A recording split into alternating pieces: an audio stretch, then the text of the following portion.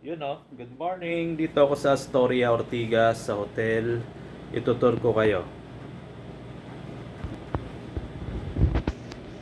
Dito yung bedroom. Yan. Kita nyo yung Ortigas. Naglalakihan yung building. Pagka-similar siya sa Hong Kong. Puro building. Ayan. Maaraw siya. Kanina umulan siya, umaga. Kasi ngayon 10 o'clock, mag 11 o'clock na eh. Labas tayo. CR. Walang jacuzzi. CR. Ayan. Sala. Ayan, sala nila oh. May TV. Uy! May unggoy. Ayan. Check din natin.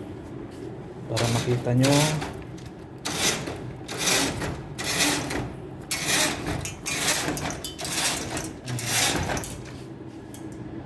Ayan din. Puro building, no? The best pa rin sa province. Puro bundok. At least sa province, presko.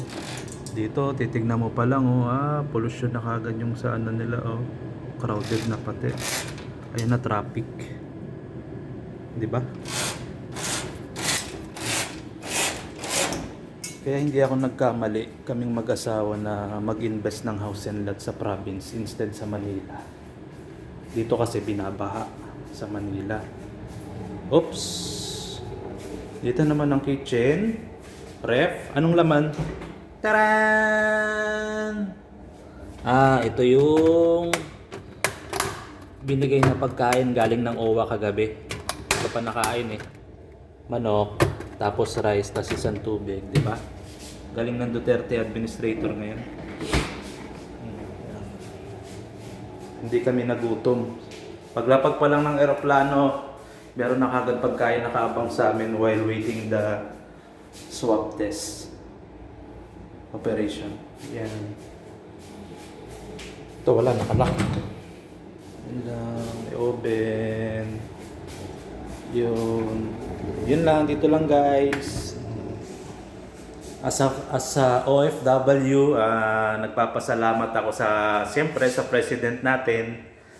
Binigyan niya kami ng treat ng ganito na as in VIP, hindi katulad ng past administration na ay nako, Diyos ko, Santissima Purissima, Diyos por Dos garapong walang laman. Yun lang po. Thank you for watching. Goodbye!